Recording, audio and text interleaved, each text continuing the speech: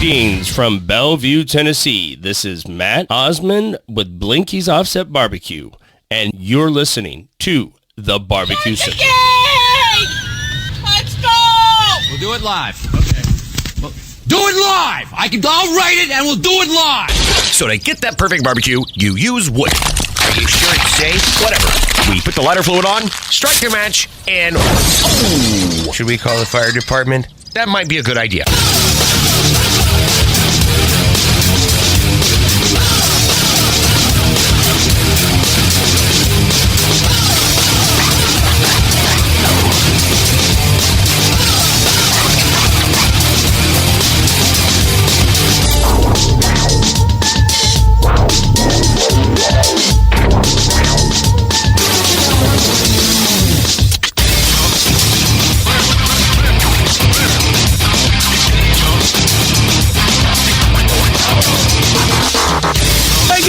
Welcome to the Really Big Barbecue Central Show. This is the show that talks about all things that are important to the world of barbecue and grilling.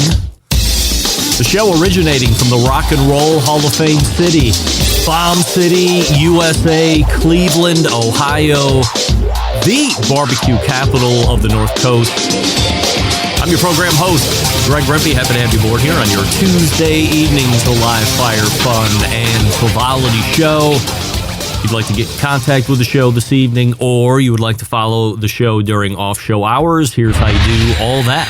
You can get in touch with the show by sending an email to Greg at bbqcentralshow.com. Follow us on all the social media channels at BBQ Central Show. And be sure to subscribe to the show podcast feed on your favorite podcast platform. Anything else you want to find out about the show this evening or at a later time can be found at the main website, thebbqcentralshow.com. And here's what's happening in case you get the newsletter coming up in about 12 minutes from now. First-time guest and somebody who I build in the newsletter is potentially the smartest man to ever appear on the show, a co-founder of a company called Winners Products, and you probably haven't heard of it unless you're really steeped in the biz, but we're going to know all about it tonight and a whole bunch more stuff with James Howe joins us. I'm not going to oversell the segment, but I think this one is going to be fantastic, and as I also put in the newsletter, ends up building into what will be a series of interviews with James here over the next handful of months. And we're going to give you a look inside of the grill industry, the likes you have never seen before. We're going to answer questions that you didn't even know you had. You're going to be a lot smarter about this industry by the time we wrap it all up. So looking forward to meeting James for the first time here in about 12 minutes. And then 35 past the first hour, we will have a interview with what I call my first man crush love on television. I saw him on Hell's Kitchen. He is a barbecue pitmaster, a cookbook author, and a prolific barbecue restaurateur. Andy Husbands rejoins the show after about a 4-year layoff, and that'll bring a close to the first hour, move to the second hour. Fourth Tuesday of the month in the second hour can only be a visit from the embedded correspondence. We have an abbreviated 100% assurity questions list, and then we will dive headlong into last week's content of Barbecue Hall of Fame, who makes up the class, Living and Legacy, No Impact Award reaction. We'll look at what our list looks like compared to the lists that got in. I had all of the folks independently make two lists. Ones that we thought would get voted in by the living members and ones that we would vote in. And then we'll jump into a whole bunch of other nonsense after that. So embedded correspondence in the second hour, and then the show will wrap, and that's how the show is laying out. James Howe, Andy Husbands, first hour, embedded correspondence, second hour. Don't forget you can follow me socially, Instagram, Twitter, TikTok, Snapchat, and LinkedIn. All at the handle at BBQ Central Show. We say good evening to those of you watching tonight through one of our video streaming platforms.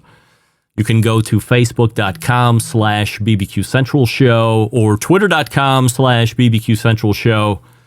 You can also watch on YouTube, which is youtube.com/@BBQ Central Show, where we have a new YouTube poll question of the week that we'll be asking everybody watching on YouTube, including all guests. Simply put, you have a Sam's Club membership, yes or no, and currently, shockingly, 64% of you are saying no. You do not have, Andrew, you are not a Sam's Club member. It's show Tourette's. It's show Tourette's. You say not, immediately I'm triggered, we go to the drop, you know the deal. In fact, it just changed. Now 58% of you are saying you do not. 42% of you are saying yes. You do have a Sam's Club membership, so we'll ask all guests and we'll track the record or the numbers here through the course of the rest of the evening. Results from the poll of last week. You actively kept tabs on the results of both contests in Memphis. Now, 2 weekends ago, 63% of you said yes and 33% of you said no, which also makes 2 weeks in a row that we didn't achieve 100% satisfaction. We could only get to 99%. And I still have no idea how that can happen. Like YouTube, get your poll together. Give me 100%. 1% is left as an outlier, undecided. I may or may not have kept tabs on Memphis, and I'm not going to tell you. In any event, we'll start here tonight because many reactions to the Rasheed Phillips take that in order to fix the Barbecue Hall of Fame issues, if you think there were any, and he did, it would be most beneficial to dismantle and start again. Very few of you thought that that was a good idea. A bigger percentage of you were in some way offended at that notion.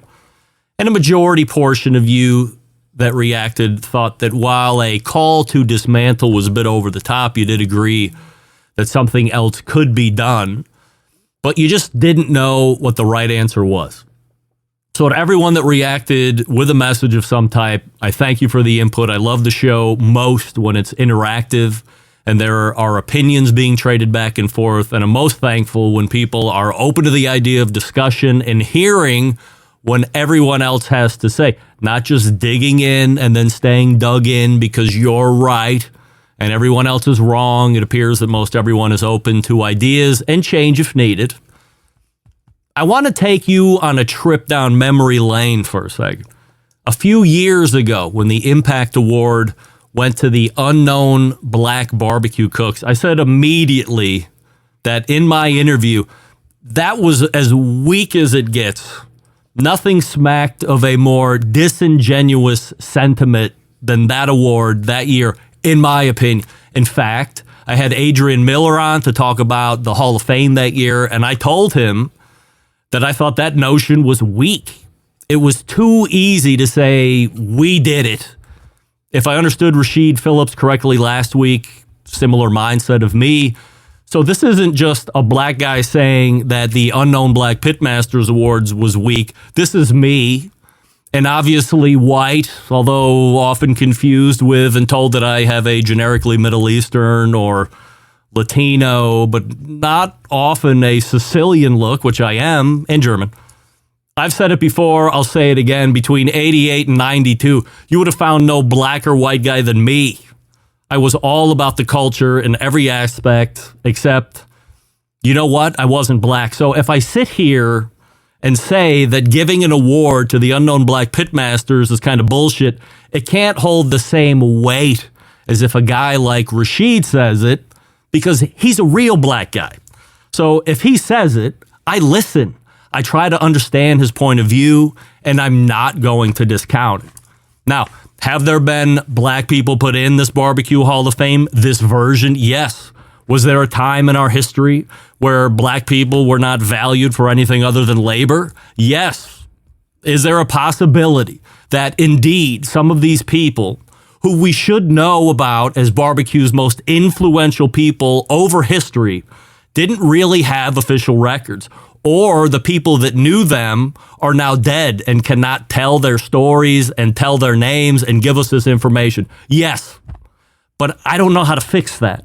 That's why the award to the Unknown Black Pitmasters is weird, because yes, it's acknowledging a large swath of barbecuers who made an impact, but who are they? And when will we ever know? Probably never. Lastly, Rasheed said that he would not take a seat on the names committee for the Hall of Fame because there appears to be too much wrong to undo. To a point, I disagree. There hasn't been a decades-long history of the Barbecue Hall of Fame. It started in 2012 as we know it now. So there isn't 50 and 60 and 100 years of age on this thing. It's young enough to fix if someone wanted to have that discussion. I've always been a proponent of not bitching about something unless you're bringing a potential solution to the problem. So yes, he did say the solution was to blow it up and start over. That's not going to happen probably, at least not fully. But if getting a seat at the names committee also gives you the opportunity to have a much deeper discussion about the items we've talked about over the last few minutes, I think that's a potential opportunity. What do I always tell you? We'll continue to have this discussion as time wears on, and as we all know, time will wear on, whether we want to or not. There is a show programming note that I'll probably get to in the second hour. I can tell you this, there's not going to be a live show next week. Just relax. I got you covered. James Howe's in the green room. We'll get to him here in just 1 second, but as we lead up to it, and coincidentally, this segment is being brought to you by the Members Mark Grill that Winners Products actually makes. Say hello to the future of grilling with the patented thermostatic control technology. 2 cooking modes that allow you to cook whatever you want. First up, barbecue mode. You know it. It's traditional grilling experience, variable temperatures, giving you control of each burner. My grill has 5 of those burners, actually. You can transform your grill, if you want, into a precise oven if you want to take it out of barbecue mode. This is a game changer. Simply set the thermostatic control dial to your desired temperature.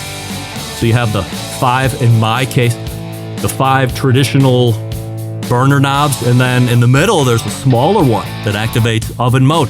Starts at 225, a quick 25 degree bump up to 250, and then 50 degree increments up to 450 from there. So just dial in that temperature and the grill transforms into a precise oven. The choice is yours. Start it out as an oven, finish in the grill or barbecue mode, or vice versa. Just to put it to the test, yesterday during Memorial Day, which we call the beginning of grilling season, whatever that means, I forgone the other cookers in the fleet, fired up the Members Mark Pro Series 5 burner in the succulent stainless steel, and then dropped no less than 25 Atomic Buffalo turds in oven mode at 350.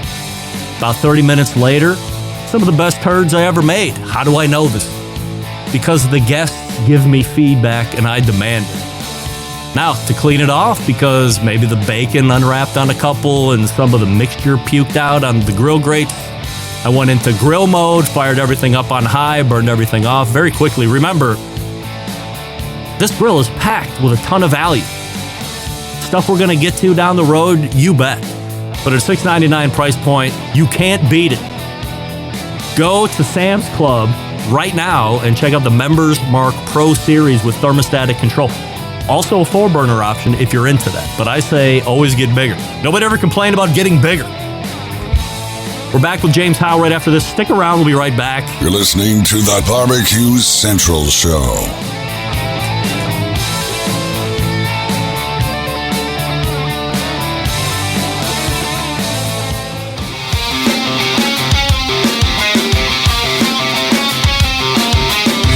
Broadcasting live from the Barbecue Central Show studios in Cleveland, Ohio. You're listening to the Barbecue Central Show. Once again, here's your host, Greg Rempe. This portion of the show being brought to you by CookinPellets.com, your number one source for quality wood pellets for all your pellet-driven cookers.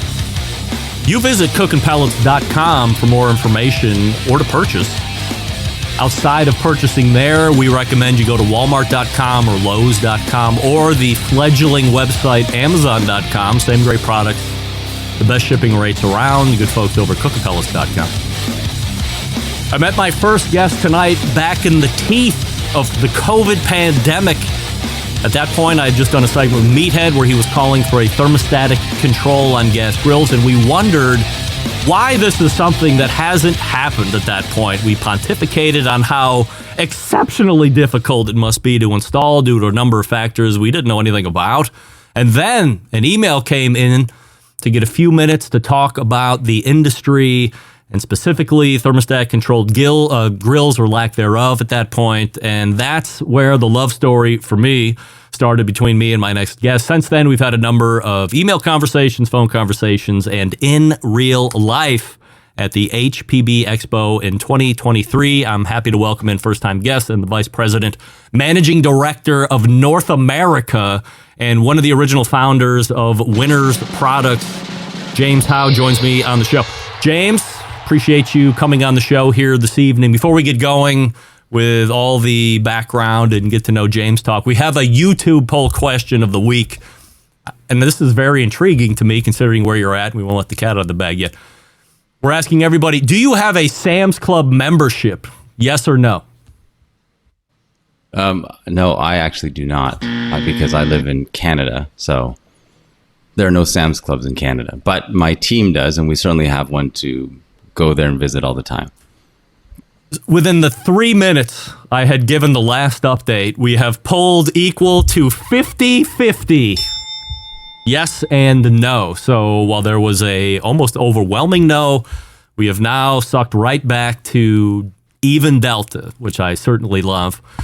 And I want to start tonight and say, you know, as I mentioned in the open, this is a conversation where we're going to get to know you a little bit over the next handful of months. We're going to be going through a lot of different things. There's so much to talk about with a guy like you. So tonight we're laying the foundation, and then during the last, let's say, third of this segment, specifically, we do want to talk about the Sam's Club Members Mark Grill because that's what we're promoting. So there will be future segments with James coming up that you won't want to miss. Let's learn about James. Little personal background on you, where you're born, where'd you grow up, and did it revolve around this love we have of live fire? Actually, I grew up in Toronto, born and raised in Toronto, Canada. And you know, not really involved in live fire in any way growing up.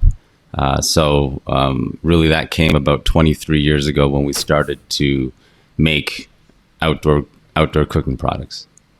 Has Winners Products always been your deal, or have you done other jobs or careers prior to Winners?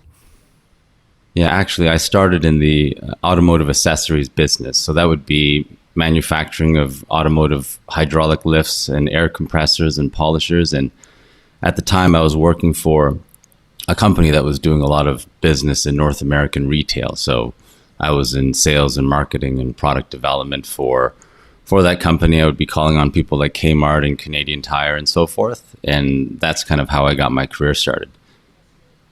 A couple people out of that company then kind of created Winners Products in 2001. So you and a couple other guys or maybe gals, you see an opportunity, like what's the genesis of Winners? Well, actually, it's hard to believe now, but in 2001, there were no full-size gas grills coming out of China at all. So back then, the majority of product was being built in North America. And I think there was a grill being made in Taiwan. Pardon me? Only in the last 25 years, there's been Chinese grills? That's right. So prior to 2001, I don't believe there was one full-size gas grill coming out of China to North America. Wow. Yeah. So there was one, I believe, coming out of Taiwan, but nothing coming out of China. So what's the... how do you go from where you were at to getting in the gas grill market, I guess? Yeah, the opportunity came about. Actually, one of my existing clients, Canadian Tire, had mentioned to me that they were looking to buy gas grills out of China back in 2001. And we had actually been looking at that business. If you go back to 2001 or thereabouts, the industry was trying to move from regular propane tanks to the OPD valve. So most grills at that time were being sold with the tank. And we had this bright idea that we were going to build the tanks, as well in China, and that could all ship for free because it would nest within the barbecue grill itself, and that's how we would go to market. We eventually never sold one unit like that because our first customer was actually Canadian Tire, and in Canada they didn't have that system where I think the tanks were being sold with the grill. And then by the time we started shipping the US, that program had stopped. There's a question here that I need to ask, and I'm afraid I'm going to sound incredibly stupid here, but if gas grills have only been in this market for the last 25 years and Canadian Tire is coming to you looking to do gas grills in China, how does somebody know to say China's the place we got to go to get a gas grill? Is it just widely known at that point that labor's cheap or you can get something fairly inexpensive?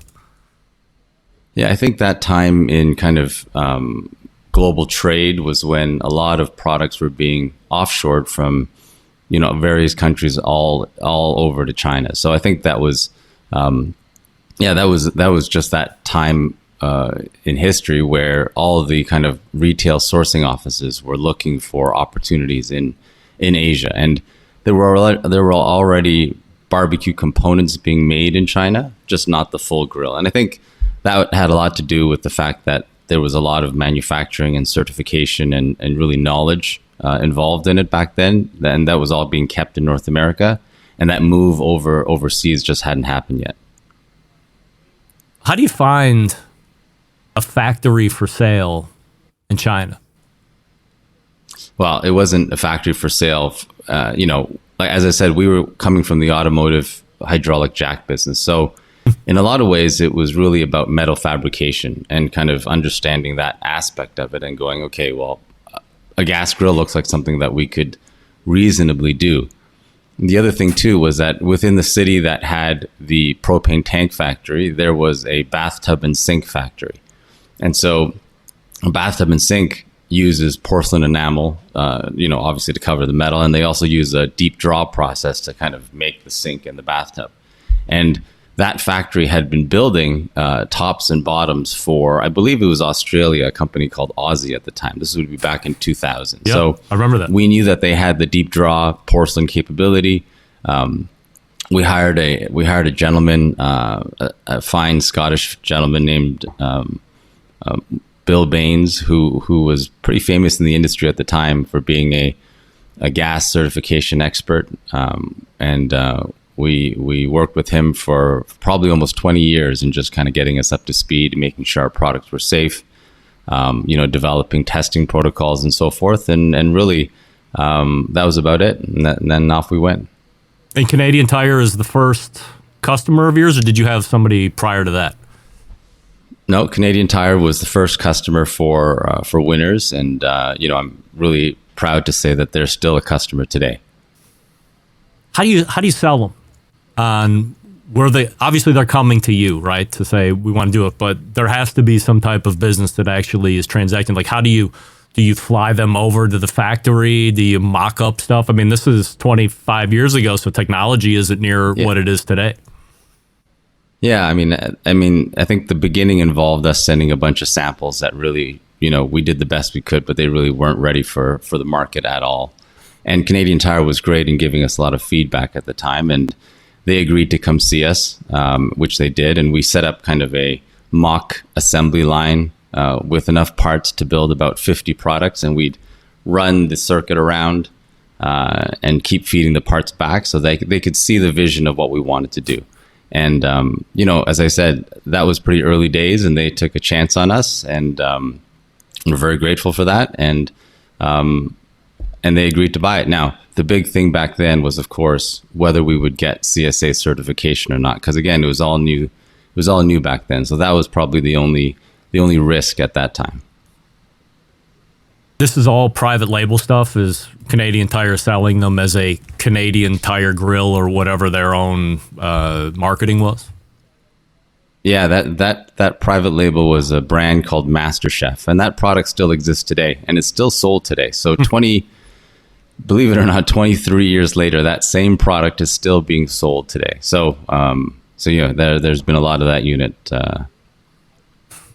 We can get into this more in a future interview here, but what's your general thought on, for as many grills as you see out there in retail today here in the States, how many are actually being manufactured by their own company, and how many are being manufactured by a company like yours, but we would know them as something else?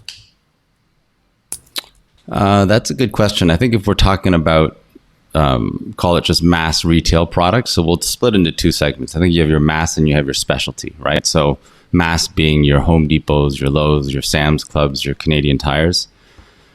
You know, I'd say probably at least 75% of it is being made through a contract manufacturer. I think that's probably the number, even among brands that you would know, and big brands. And that would apply to, every part, every different type of cooker. So whether that's a gas grill, a grill, a pellet, and so forth. That's not necessarily a bad thing. That's just, the way it is. I think in specialty, so you get up into the higher end, I think that number is a lot lower. I think most of those guys are probably building within their own facilities because it's much more customized, much more specialized. So I'd say that number is probably, probably only about a third of people are outsourcing that production. All right, so let's talk about the Sam's Club grill that I have been promoting here over the last 3 weeks or so, the Members Mark Pro Series grill. So this is their... if you're a Sam's Club shopper, Members Mark, a lot of these big box stores have their own labels of stuff, Kirkland and whatever the BJ stuff is. But Members Mark is Sam's Club. Talk to me about the technology on the grill and more importantly, I guess, how your partnership with Sam's Club evolves into how you end up making this grill. Yeah, I think... I think that's kind of the unique thing about this podcast, right? We wanted to really bring attention to the product. I think that's one of the limitations of private label sometimes is that I think a lot of consumers unfairly or fairly lump it in with just rebadged product, a product that is just existing and then you slap a label on it and out it goes. And that's certainly not how we came about and developed the Sam's Club product. We did a lot of research into what members were looking for, what their complaints with the category were, and what they liked, what they didn't like. And we worked with the Sam's Club team to really kind of figure out what we felt their members would value. And then we took a really ground up approach in developing the product. So we really targeted kind of the best brand in the industry, which was Weber, which I believe is Weber. I mean, they do a phenomenal job in terms of their product and their brand. And we really tried to get under the hood of what made that product really great and why customers love it and why the brand is held to such a high standard, at least in the retail space. I know that some of your viewers are probably, in the more specialty cooker space, but certainly for mass, Weber, I think is a great brand. And then I think a lot of it had to do with quality materials and proper specifications of the product. And we took a lot of care and detail to build that out and work with the Sam's team to bring that to life. The thermostatic control that makes that grill, that's only part of what makes that grill so special. That was actually co-developed with Canadian Tire. So, we'd been selling that technology and working with Canadian Tire about 3 years before it launched at Sam's. And so it's been in the market in Canada for 3 years under their private label. And so we knew the technology was robust and we knew it was reliable. And that's why when we introduced it to Sam's, we were excited about bringing that value to their members. How early in the conversation, let me ask you a better question. Do they say, James, bring us something, here's our brainstorm, now bring us something back, and then we can dissect it down and hone it in from there? Or do they really give you a set of, here's what we really want, give us something to us, and then if we can add some other stuff on that we both think might be value, then we can do that? How does that part of the relationship work? Yeah, I think every retailer is different, but certainly for Sam's, I think it's a real collaborative approach, right? So they have their view of what their members like, what has worked, what hasn't worked, and we have a big view on what's worked globally across different retail segments and price points. And then we go from there and we present a couple ideas and they they give us their feedback, and then we work on the product together, and ultimately they have final say on what the product ends up looking like and is. But it's a lot of dialogue along the way.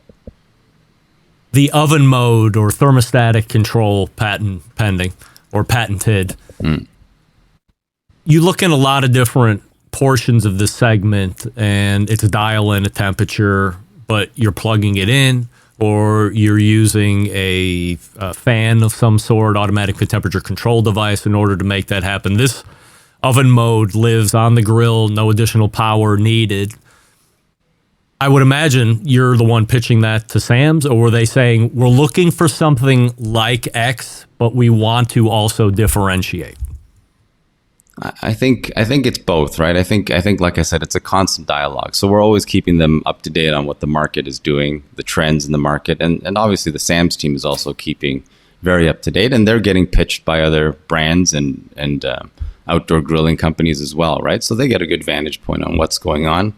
And I think obviously with the rise of pellets the last kind of 10, 15 years, the notion of temperature control, is not foreign to users out there. And so when we brought up the idea and said that it was a kind of reliable thing, they immediately understood what potential kind of value it could bring to the members. So I think the idea is great, and I think, as you know yourself, it's pretty easy to use. And I think one of the things that we think is really important about the product is that it's really additive, right? So if you bought the product, you never wanted to use the oven mode, you would never know it's there, and you would enjoy all the other features and value of the product. And I think that was, in our mind, really key to the product. So we didn't want people to not buy it because it had this extraneous feature that they weren't going to use. But for those that use it or start to use it, I think they'll get a lot of value out of it.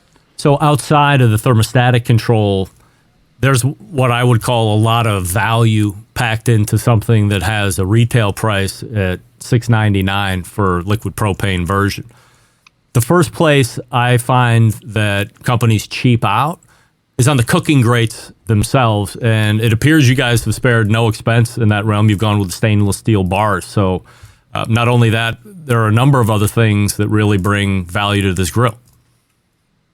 Yeah, I think we can get into the weeds on the product, but I think from a build point of view, I think one of the things that are going to contribute to cooking and longevity is the aluminum firebox, right? So that's something that you would find on a Weber or Napoleon or kind of premium and above product. You don't find it in a private label grill. To my knowledge, there's no other private label grill that has an aluminum die-cast firebox. So it starts there, and then it starts with kind of stainless steel 304 burners and all the different materials. Again, looking very closely at these premium brands and understanding how they're building their product and trying to follow suit. Does Sam's really track? I think there's perhaps a misconception, or at least a conception, that Sam's just wants people to come in the store. They want to have stuff available, but maybe they're not necessarily worried about the fine tuning of products. So are they really hyped on the grill? They want to put something out there that they're proud of and that they know is going to work. Yeah, I think this is one of the big misconceptions on private label. I think if the general population knew how much effort and how many resources were put into making sure their private label was as good as can be, I think the consumers would have a totally different perception of the product. I mean, there are quality people, there are performance people, they're constantly testing. We are under a lot of pressure to constantly, kind of review ratings on the website and address any concerns from customers. And, no product is perfect. And certainly, everybody on both sides keeps trying to evolve and kind of refine the product to make it the best it can be. But like I said, I think one of the objectives of coming on this show was really to shine a light on not just Sam's program, but a lot of different private label programs in the industry that I think do a really, really good job and provide a lot of value to consumers. And there's two different models that are available with the thermostatic technology. There's two different models. There's a 5-burner stainless, which you have. I think it's about 620 square inches of primary cooking surface. And a 4-burner, I think that's at about 500 square inches of primary cooking surface. And of course, the rest of the Sam's line is great as well. There's a great value option. It doesn't have thermostatic control, but that's at $299. And then there's a killer griddle, all stainless with a lid. I think that's probably the best value in the industry by far. So I think there's something for everybody in the assortment, and hopefully your viewers will give it a chance and begin to recognize how great some of the product is there at Sam's. James, you are one of the smartest guys I know. I've enjoyed getting to know you over the last 10 years. You should stop saying that for sure. No way. I mean, we're only starting to show the spotlight. Next conversations are going to be way more in depth, and we're going to answer a lot of stuff that maybe you didn't even know you had questions about until we start talking those conversations. So, James, really appreciate the time this evening, and we will look for you again soon. Sure. Thank you very much. You got it. James Howe right there from Winners Products, talking about the Sam's Club Grill, the Members Mark Pro Series, 5-burner, 4-burner. And as he said, if you don't want thermostatic control, they make more of the baseline options out there as well. So if you got a Sam's Club membership, which 52% of you do according to the poll, head on over, check it out, touch it, feel it. Call me. I've been using one for the last month, 5 weeks. I got firsthand experience. I'll let you know everything that I've done with it, what I think about it. By the way, the one that I have, also the infrared side burner. Not that piece of crap propane side burner that blows in the wind that you relegate to lighting charcoal chimneys because it can't do shit else. This is a real-ass infrared burner. Speaking of infrared burners, here's one right here on that Schwank grill. Oh, yeah, sexy. You want infrared burner technology that some of the best steakhouses in the country are using? Steakhouses like what? Well, glad you asked. Like Del Frisco's and Cut 432 and Morton's Steakhouse. Now, these guys aren't just using infrared burners. They're using the Schwank infrared burner technology in the restaurant. So speaking of no higher terms than those 3 names, and there's plenty more across the country that are using them. Supremely portable. We're going to be coming into the teeth of tailgate season here very soon. So you want to take it to the football games, whether that be pro, high school, or college, no problem. We can do that as well. Propane or natural gas options. So if you want to connect it to the house and you never want to run out of fuel, just make sure you turn it off every time you're done with it. Or you can go propane, liquid propane. Either way, I have the ability to save you $150 off either fuel option. Go to schwankgrills.com, SCHWANK, schwankgrills.com, and use promo code BBQ Central, all one word, BBQ Central at checkout, and you can save $150 off any Schwank grill. It's that easy to save money and enjoy restaurant quality heat. Lobster tails, scallops, delicate fish. Don't worry. Plenty of different level options so you can control the intensity of the heat if you want. And I'm saving you $150. Let's go. It's grilling season as of yesterday. Come on. Schwankgrills.com, promo code BBQ Central. Andy Husbands is next. Yes. You're listening to the Barbecue Central Show.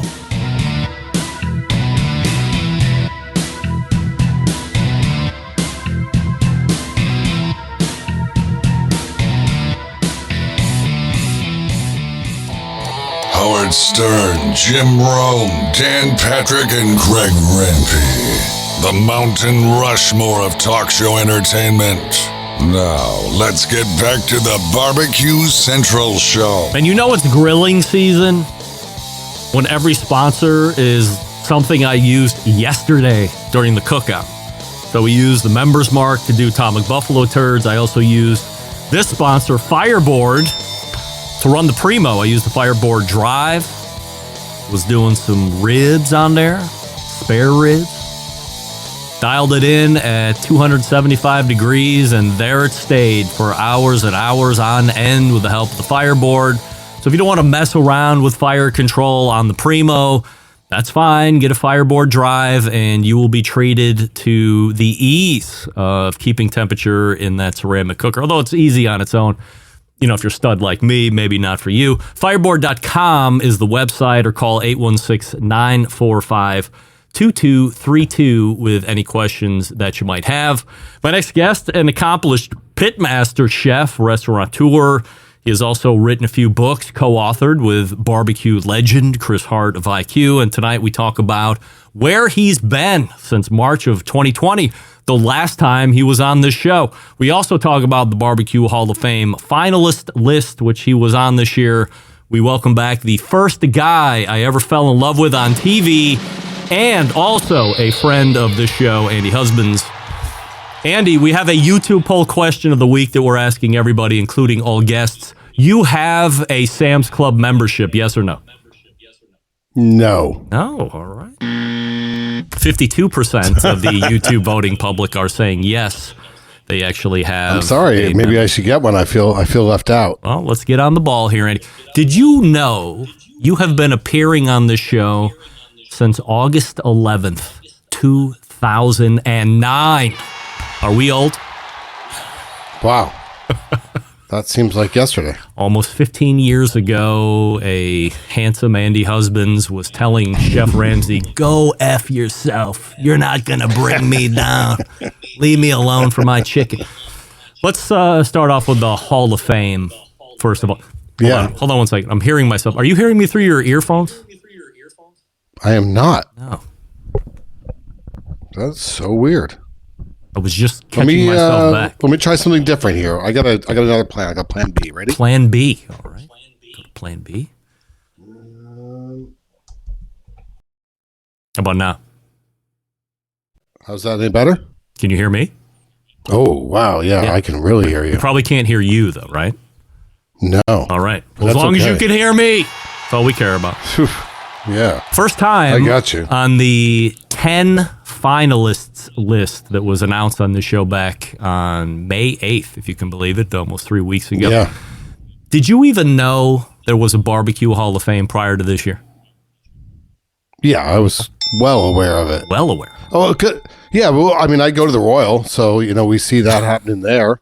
And, I mean, so many greats are in there. I've always, it's a cool thing. I mean, I'm so happy that they do it. I just think recognizing, and I'm not talking about myself. I'm just recognizing great people within our passion and our love is important. I think it's really, really important to know history. So your thoughts when you were contacted about making the 10 finalists? So, if you know me, I'm rarely speechless. And when they called, I still don't really know what to say. It was just like, I'm honored and thank you. Like I do kind of feel though that I don't know. I feel like it's something that maybe kind of happens at the end of your career, or I'm not saying that Diva Q is at the end of her career by any means. I don't want her coming after me. I love that lady. Last time I saw her, she wouldn't let me leave a bar, and she kept giving me whiskey shots. And I think she went to the bathroom, and I ran out of there. I couldn't handle it anymore. Did you nominate yourself? No. Of course not.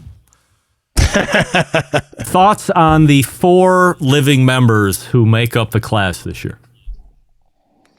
Well, before we get to the living members, how cool Big Bob Gibson, when you read his stuff and you go, this guy created white sauce. Like, it's the coolest thing. Like, because I always often thought, like, who created, hollandaise sauce? And like here, white sauce is like, that is so cool that this guy did that. I didn't know that until I read it.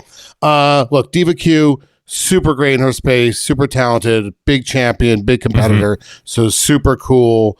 I don't know much about Rick Brown. I know he's in the TV space, and what I read about him, seems like well deserved. Steve Grady, Eastern Style, I'm in love with. I wish I could do it as good as him. Nothing better, right? So really cool. And then Fast Eddie, again, I don't know a lot about him, but from what I read, cool about the pellets and to create, look, we've all kind of seen stuff. So when someone creates something new, that's really innovating and like it's great. I don't cook with pellets, but I think it's a cool way to do it, and I know people do love it. If I gave you one unilateral vote to put in one additional member this year outside of yourself that was left off, who would you put in the hall and why? Jeez, again, not prepared for this question. It's a different show than the last time. We're not just doing dick and fart jokes anymore. This is hard hitting. I got to put my boy Chris Hart in there. He's not on the list. On the list. Oh, from the big list? Yeah, from the finals list. Yeah, outside of yourself, of course. I don't know. Everybody. I'm not sure. They're all deserving. I mean, I don't know who else. I don't know an Andy Husbands that's not willing to put his neck out.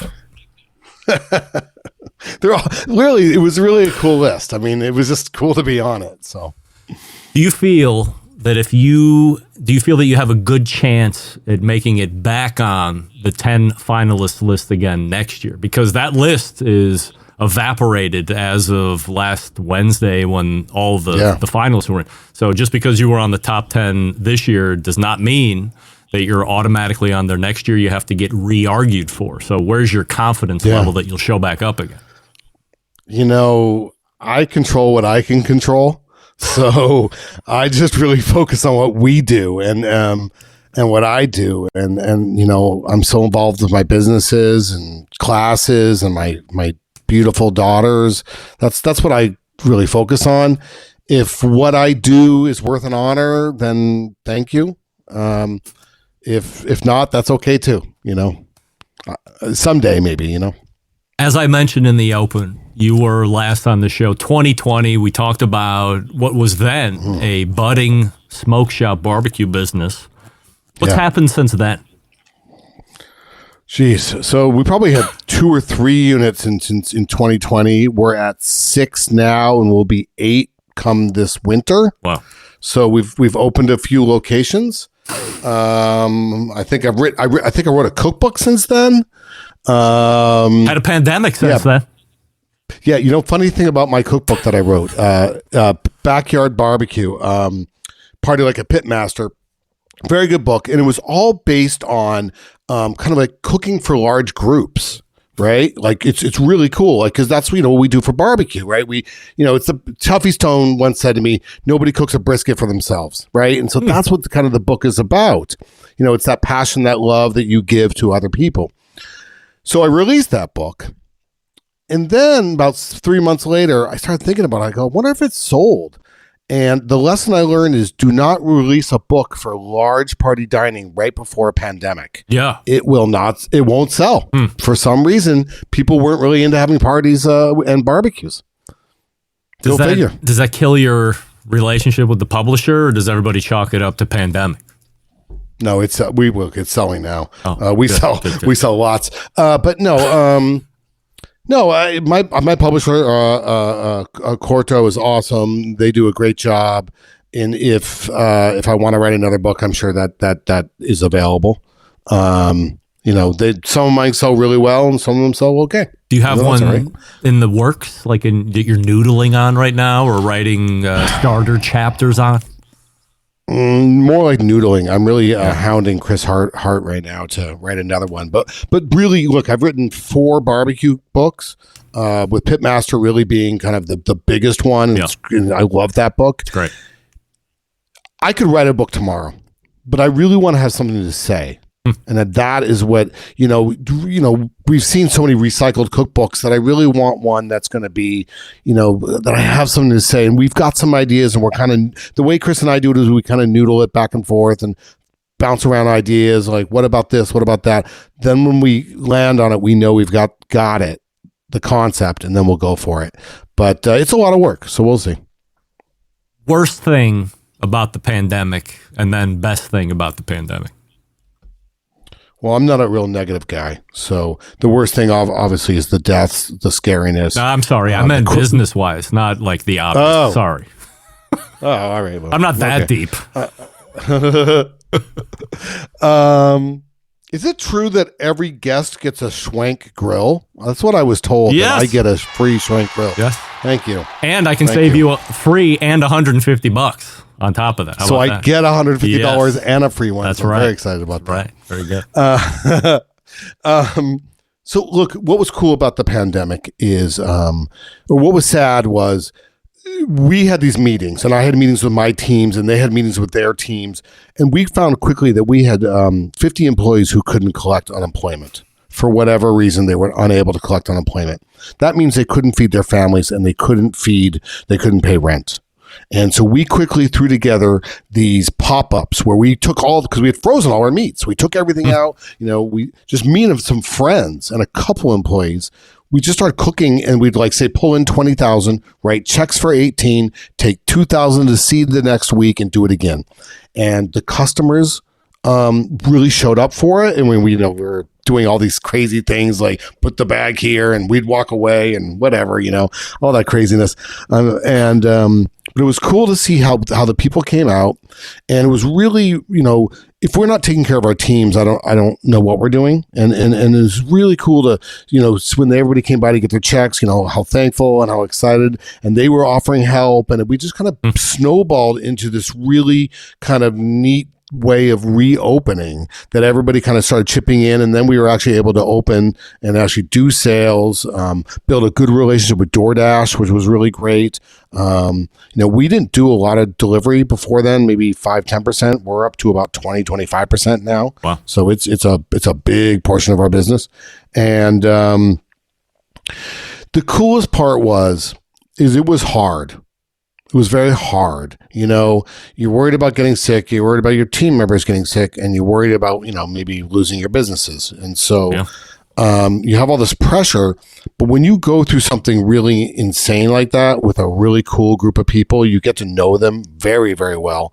And when you get out on the other side, you really appreciate them, and you kind of gone something together. It's like an restaurant opening. When you go through a restaurant opening, it's a very special time, and it's only going to happen that one time, and you build a bond. So the bonds that we built was just really cool. There's 6 barbecue shops open. You said you're getting ready to open 2 more here, so total of 8 by end of the year or something like that. Same menu concept or not?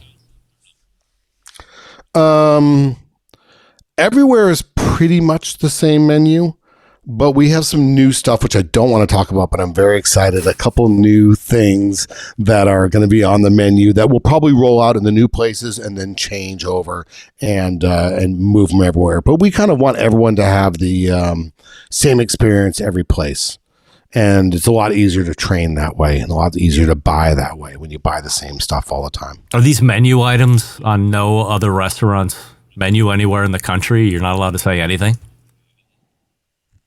No, I've blatantly stolen them from one guy. I tell you that much. No, one is I don't think is on any menu anywhere in the country, and the other one is on someone's menu in Jersey actually, and he knows who he is. They're going to be fun, exciting stuff, just new stuff for the smoke shop. So we're pretty excited. Is each location a new build out, or are you a second, third hand kind of guy? Yeah, we love second and third gen spaces. Yep. That's what we love. One's actually an old Applebee's, and one is an Outback. So these are pretty big places, cool. Then. Yeah, 4,000, 5,000, 6,000 square feet. Yeah. They're big. We're sit down dining. We'll have we have Massachusetts' largest American whiskey collection, so 400 whiskeys or so. Yeah, pretty cool. All funded by Andy Husbands, or do you have let me reframe this. In the beginning, was it Andy Husbands, the entrepreneur, or did you know at this day and age, even back then, you were going to need to bring in a finance team of some sort to help this thing get off the ground? Let me tell you the coolest thing about this industry, yes. And I'm sure so many people I believe Aaron Franklin's founder story is the same. I started with $5,000 in 1996. And that's I have a great family, but no one was giving me money out of my family. And I now run a $14 million business or something like that, right around there. And just by kind of having really good advisors and friends and people that could, show me how to do it. So that's how I opened my first business, to open the smoke shop, which was going to be a big endeavor. We built the smoke shop to grow. That was the plan. I wanted the challenge. So I wanted to try to open up a bunch of places.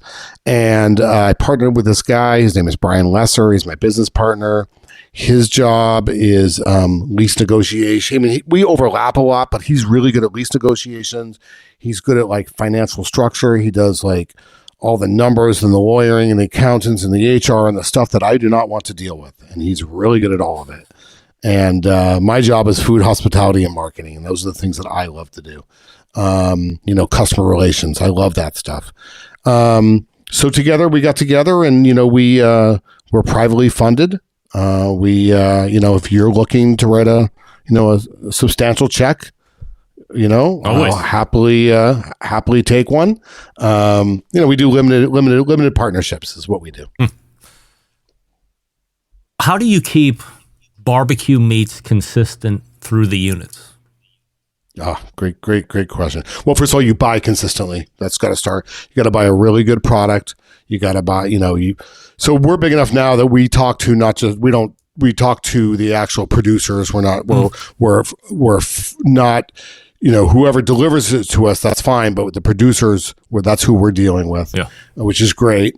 Because you can get real good deals, and so buy well, and we have, we're never evers, no hormones, no antibiotics, that kind of stuff, making sure we get a good product. So good product in the door, all restaurants, that's what's really important, job one. Job two is SOPs, right? So training, rules of engagement, how do we do it? Consistent, we all our rubs, we have somebody who makes our rubs now, so they come in 50-pound boxes. And so we're, that's consistent. And then the cooking is, we use the same pits everywhere. Very important to us. And then it is, so that's kind of through cooking it. Then the hot hold is the $64,000 question. And for us, it's more like a $5,000 question. It's CVAPs all day long.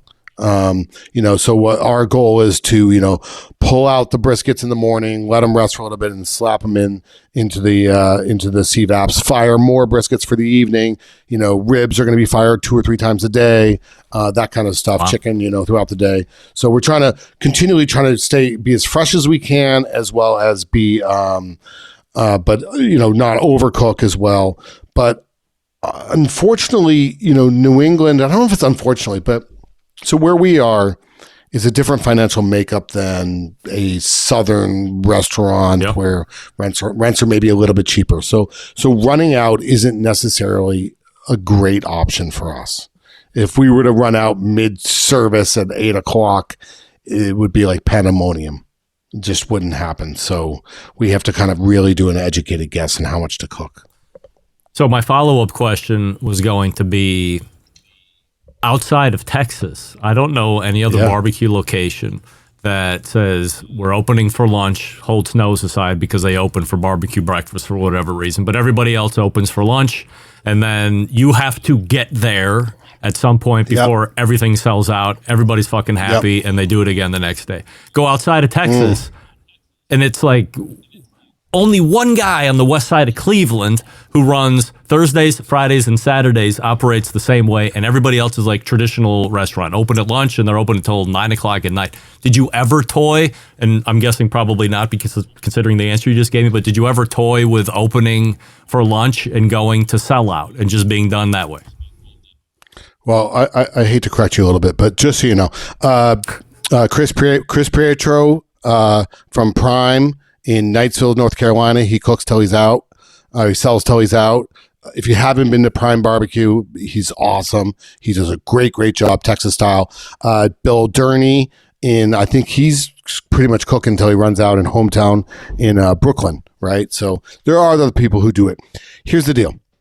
Don't didn't know correct this me anymore. That's very embarrassing. Okay, I'm for me. sorry. Yeah, I know. Offline. You probably don't know this, but this is a little secret. You pay rent all day long. Right. Right.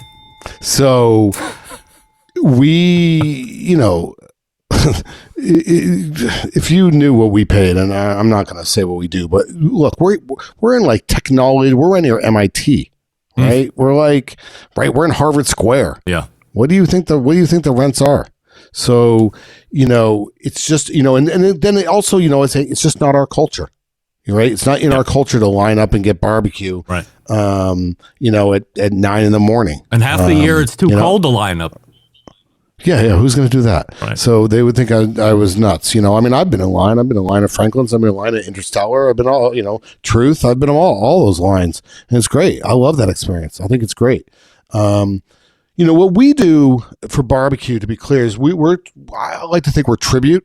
So we're not trying to say we're traditional Texas or traditional anything. That's their heritage, and I don't want to take that. What I want to do is honor and try to pay tribute to what they do to the best that I can do that where I am. And that's what barbecue is about. Barbecue is about using what's around you and using the wood around you, using the animals around you, using the spices around you, right? That's why we see different spices, different flavors in different areas, right? That's why, different things are done different ways. So in the Northeast, look, we have a certain type of wood. So I use that wood. I'm not shipping in wood from Texas, right? And in Northeast, we're paying a lot of money for rent and, in Harvard Square. So we're going to operate the way we need to operate. Yeah. So it's just different in every place. And I love that. I love that about barbecue. Anything coming up here over the next couple of weeks you want to promote here? Gosh. Well, we're going to have a whole new sauce line coming out very soon, which we're pretty excited about. That will be in a couple months. We had sauce bottles and then we decided to change what we're doing, and now we're going to bring them back, and they were wildly successful. If you haven't tried our sauces, they're really, really good. These sauces that we do, our sweet sauce specifically is based on what Chris Hart developed, for our team, for IQ to win the world championships. So rumor has it when you're a guest on this show, you send the host free sauce. That's the rumor. And peanuts. Yes. Those are my favorite. Have you gotten peanuts? Have you gotten it yet? Not yet. I mailed them to you. Check your mail. And they're stuck in the mail. Maybe tomorrow. I would have showed them. I would have showed them otherwise. Darn it!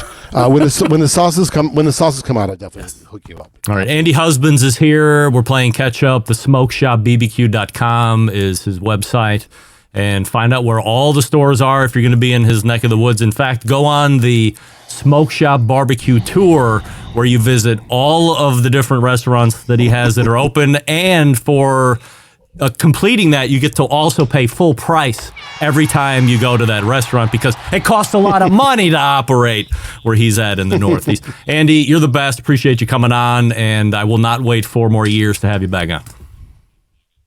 Thank you. I appreciate it. And I said this before. You do a great job. I love what you do. Thanks, Andy. This guy's the best. Andy Husbands. Shame on me for waiting 4 years to have him back on. Great insight. I agree with Doug Scheiding, who's going to be coming on here in just a moment, saying, you pay rent all day long. Classic. Yes, of course. Don't listen to me. I don't know what I'm even talking about. I don't have a restaurant or anything like that. Far from it. Also, I'm scared, and I would never have a restaurant, of course. Why isn't this playing? Come on, there we go. The Andy is a man's man. Puts his money where his mouth is, takes significant risks, and guess what? It's paying off for him. He's going to have 8 units by the end of the year. It's time to go to the Northeast. Who's ready to go for a barbecue tour? Me. What do we love about ceramic cookers? We love that they're fuel efficient. We love that you can achieve low and slow temperatures. for traditional barbecue meats. We love that you can get rip-roaring hot for the high-temperature grilling of steaks and other thin cuts. But what's missing in the everyday ceramic grill lineup? The ability to do true two-zone cooking. Two-zone cooking is very important to both professional and backyard cooks alike. It's the best way to manage a fire and cook with confidence. However, getting a two-zone fire and a round ceramic cooker isn't very realistic. Why? Because it's round. And a Primo grill and the game-changing oval design, the shape gives you the ability to execute a two-zone setup that you desire. It also gives you the other ceramic grill benefits as well. When you break it down, there's more than 60 different ways to cook on the Primo. Only limited by your culinary imagination. And only sold through dealers, so go to primogrill.com, find a dealer near you. And then if you're not satisfied with the XL, then put in your pre-order for the XXL. I believe it's a $100 deposit. You pay the rest when it shows up. Bunch of accessories to complete that Primo experience because everybody loves accessories.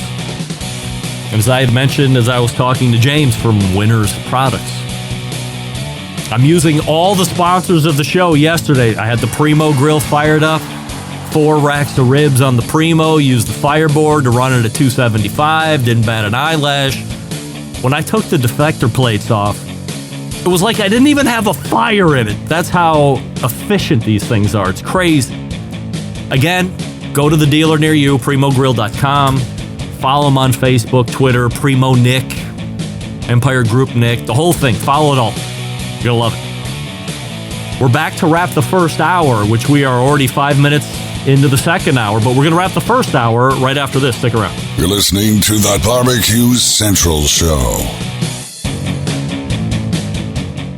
Continuing to produce incredibly mediocre content in an exceptionally professional way. You're listening and watching the Barbecue Central Show.